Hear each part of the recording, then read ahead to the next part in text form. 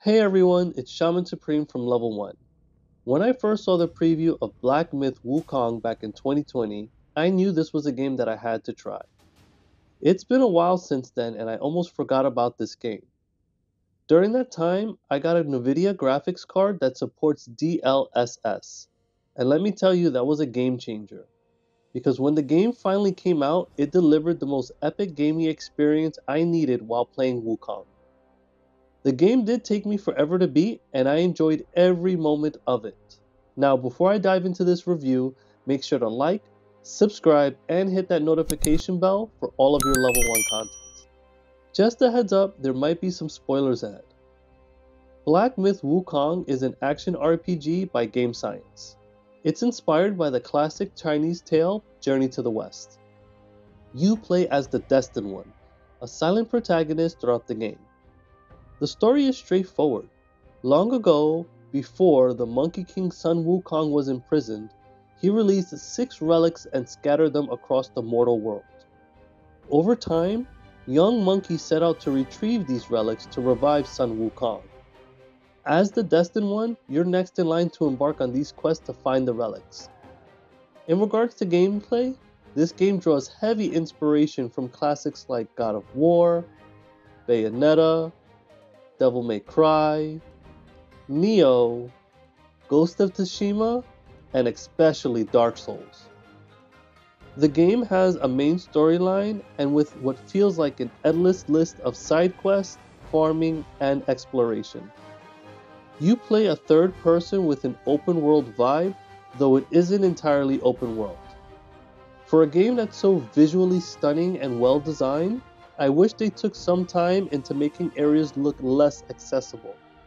I found myself hitting invisible walls in places that look like they should be traversable. The combat in Wukong is fast-paced and dynamic, blending melee attacks with magical abilities. You can perform light and heavy attacks, dodge, and use magical spells. The stance system took me a little bit of getting used to, but once you figure it out, it becomes extremely valuable during combat. You have 3 different stances, one for an offensive approach, one for a defensive approach, and one for ranged attacks. Your health is represented by a white bar, and when it hits 0, you don't die. Instead, you respawn at the nearest shrine, which serves as your save point. And you don't lose any progress when you respawn.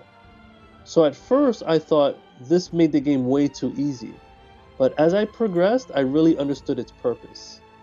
This game is so similar to Dark Souls where there's no map or directional pointers, so you can easily get lost and forget where you came from. So it's crucial to pay attention to your surroundings because you don't want to be like me. I found myself getting lost many times. Now, going back to your health, that can easily be restored by using your gourd, which is going to be your best friend in combat. The game requires smart play. It's not a hack and slash friendly game. I had to be really attentive to my opponent's movement patterns, attack sequences, and overall skills. One aspect that I really appreciate that leveling up alone doesn't guarantee you success in this game.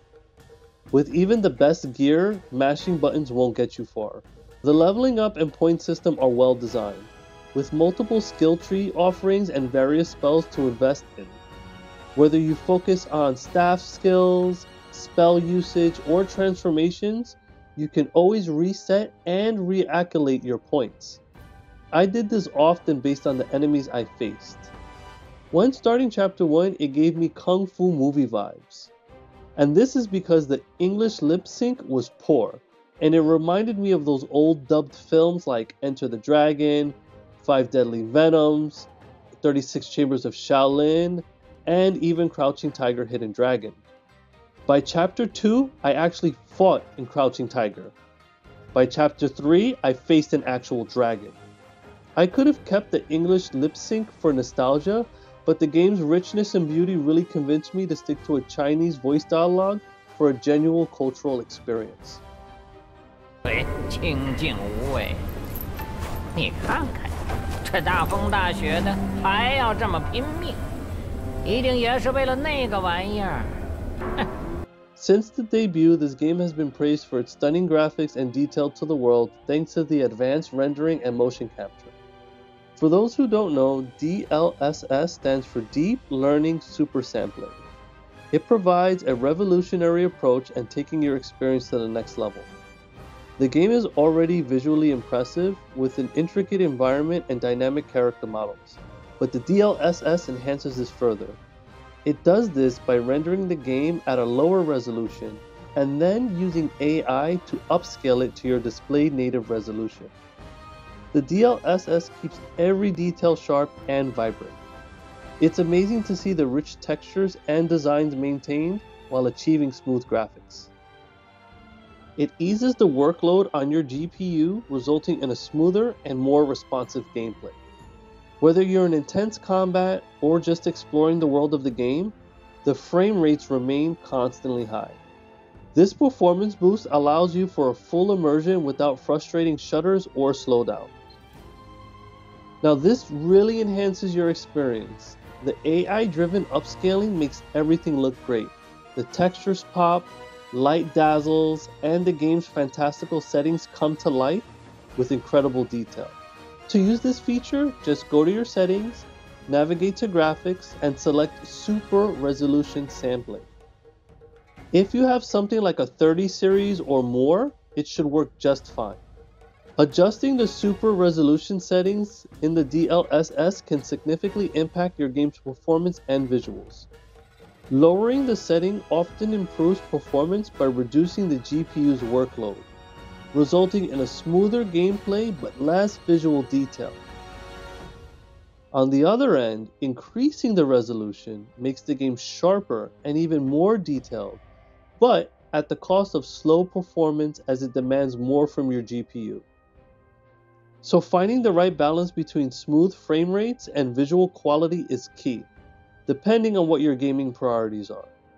But now that I've covered the visuals, let's just talk a little bit more about my likes and dislikes regarding this game. Leveling up and points aren't the only ways to advance in the game. You can also craft new weapons and armor. The real highlight though comes after you do a secret mission in Chapter 3. You get to visit the Zodiac village where you're allowed to upgrade your armor, and this adds a new dimension to the game. I found myself revisiting old armor and even crafting some armor that I've never used before. In this game, you're going to need every advantage, especially if you try to aim for 100% completion. You're going to face a series of bosses as you progress, and additionally, you're going to collect souls from certain enemies that will assist you in combat. You can summon these souls during the battles for attacks and level them up to enhance your arsenal. Despite the beauty, detailed combat, and diversity, the game does have a significant flaw. And this is my opinion, it's the main character, the destined one.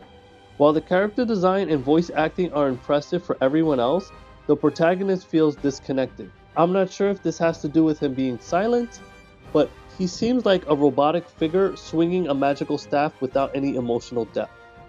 I struggled to connect with him. Despite this, the game offers a lot of content. Some players online have claimed to achieve 100% completion of the game, and I've discovered a few things that they've missed. I don't mind searching for clues, going backwards, and backtracking, though I can see how others might find this daunting and not an enjoyable feature. But for my true RPG fans, we really appreciate the journey, and it's always worth the reward in the end. Overall, I think this game is nearly perfect and a strong perfect candidate for Game of the Year. The 4-year wait was totally worth it. Now, don't get sad, console players, you can enjoy this too. But I need to be honest with you, for the best experience, you're going to need a graphics card that supports DLSS. If you have a 30 or 40 series, you should be set to deep dive into this game. And don't expect it to be easy. You're going to need skills and you're not going to find everything on your first run. The replay value is definitely there, and after beating it, I'm already looking forward to my new Game Plus and seeing what else Game Science has added. But thanks for watching, and let me know your thoughts in the game. Have you achieved 100% completion? Let me know in the comments below. Peace!